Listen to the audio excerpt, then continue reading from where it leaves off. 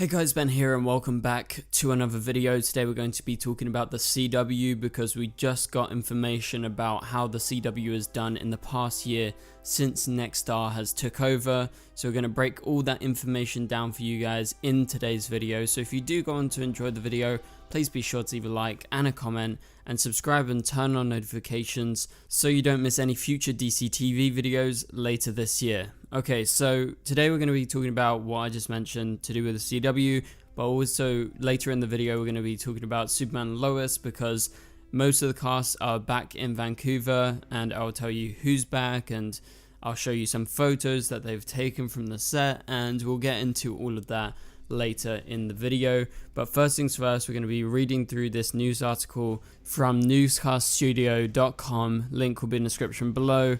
They are basically a trade publication for broadcast production, and yeah, they got the insight on all of this. So CW ratings down after first full year under Nextar is the title of the article that was released 2 days ago. We're going to break it down. It begins like this. After Nextar Media Group took control of the CW network, it hasn't fared well in the ratings.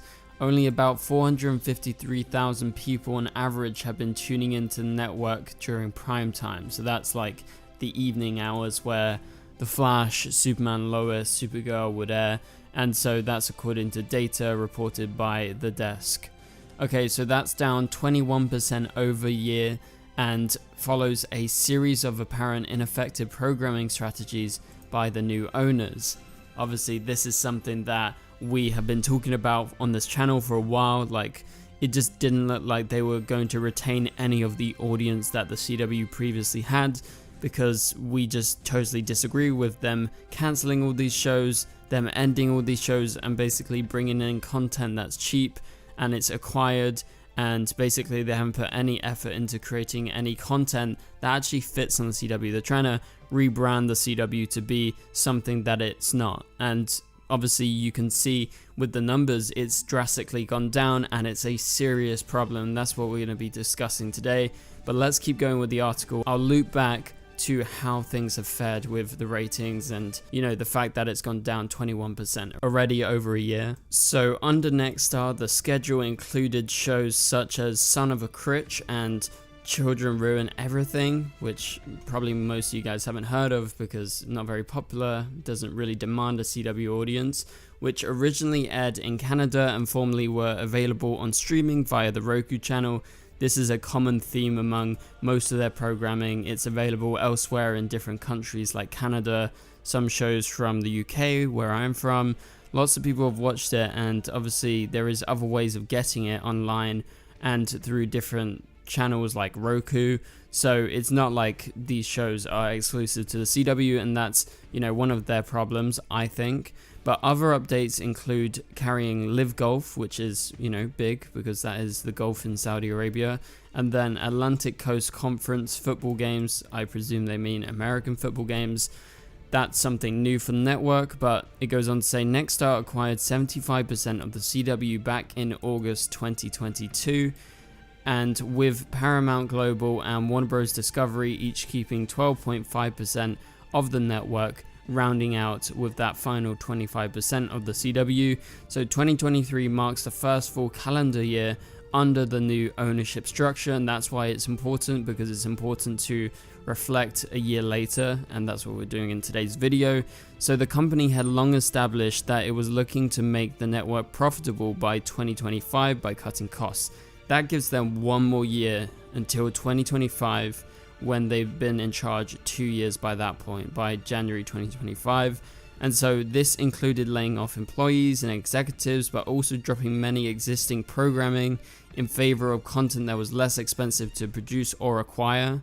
Obviously, they've got 1 year left to prove that they can basically make the network profitable, and I think by that point they either have to give up or they'll have to try and sell it. I don't think anyone's going to want to buy the CW from them, so it's either going to be a failed experiment that they're going to give up on and the CW is going to cease to exist, or somehow in this next year they're going to have to make some major moves in order to make it somewhat profitable. Even just breaking even is going to be really hard. So after the deal closed, Paramount announced it would exercise a right in the sale agreement to drop the CW affiliation from 8 stations it owns. Those are broadcast stations. Basically, it's just places around America that would air the CW, and it would be like your local place. All of these stations became independent effective September 2023, so they obviously wanted nothing to do with the CW, and that's why they kind of gave up on those. So in most affected markets, Nextar ultimately moved the CW affiliation to a station it owned or controlled, or signed new affiliate deals with stations owned by other media companies. So basically, after losing Paramount's stations, they just had to look elsewhere or look to their own sources. Obviously, they own some of these stations. Nextar is the owner of like multiple different businesses, so it kind of makes sense that they went to themselves or other people.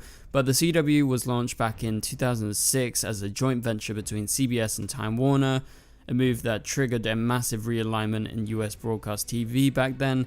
Its launch marked by the end of the UPN and the WB network, which Smallville aired on, you guys know that.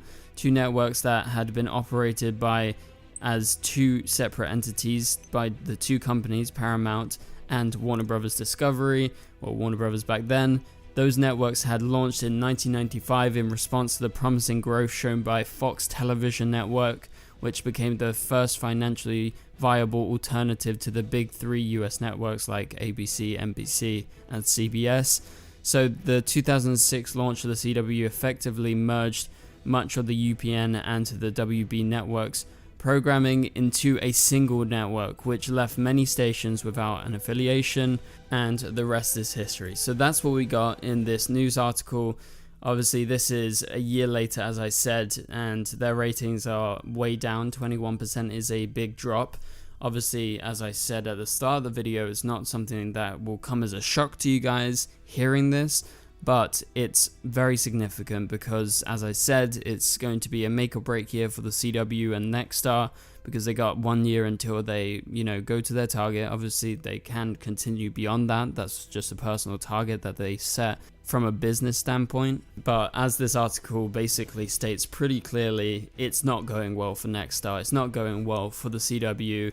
And if they keep going down this route, they're going to lose 21% year after year, because I don't think they're attracting any new audiences apart from maybe golf and some American football, and that's pretty much it, because most of their fictional shows aren't garnering an audience. If you check their ratings, we know the lowest rated show in all of network TV this year was actually on the CW. Obviously, that was already when Nextar took over, and it's a show that Nextar acquired themselves, and it was the lowest out of all the TV networks. But I don't want to drone on too much more about all of this. You guys get the impression. The CW is not in a good spot, and I just wanted to update you guys because it's been a year. This article was super interesting to me, all to do with Nextar and the ratings on the CW. So hopefully I relayed the information well to you guys. But for now, let's move on to the next topic. As I said earlier, we're talking about Superman and Lois Season 4 here, because the cast, the crew are all back in Vancouver, if they were based out of Vancouver. So we know Bitsy Tulloch is back in town. We know that some of the other main cast members, including, the rest of the Kent family, they're back in town. Well, the respective actors of Jordan and Jonathan. I haven't heard about Tyler yet, but I presume he's back and probably, in his flat or wherever he stays in Vancouver, just prepping to start filming in exactly 4 days time from now. They are going to be filming in 4 days time on the 11th of January, so that's the start date. And online there's been like a bunch of photos that different crew members have posted. They've been doing location scouts and last minute fittings and seeing how things will work for this first episode. So all the pre-production is coming together. They've obviously got everything ready, but now it's just time to prepare for the shoot in 4 days time. Again, these episodes, I think they take about like 1 to 2 weeks to film. I don't exactly remember the exact amount of time, but basically from January 11th, start expecting to get BTS photos, maybe some videos behind the scenes from the cast and crew, but then I reckon maybe a week later or maybe 5 days later we could start seeing some outdoor shoots, and that's when we're gonna get good looks into what's happening this season. But yeah, like Bitsy is on the set, or you know, in one of the warehouses up in Vancouver. You've got like huge amounts of clothing for specifically Lois's wardrobe. You can see here is absolutely massive. So they're doing fittings for Bitsy, obviously playing Lois, and that's just a fraction of what they are doing right now, because there is so much more that obviously goes into making a TV show, and things have fully ramped up. So hopefully you guys are excited. I'm super excited to see Superman, Lois, and the actors back working hard with the rest of the crew, because I can't wait for this final season of Superman, Lois, hopefully coming out sometime in the summer, if not latest fall, so like October time. But for now, if you enjoyed this video, please be sure to leave a like and a comment. It would really help this video get out there. Also subscribe and turn on notifications so you don't miss any future videos. But for now, you can click on the top right corner of the screen to watch my latest video. But for now, I'll catch you guys later. Goodbye.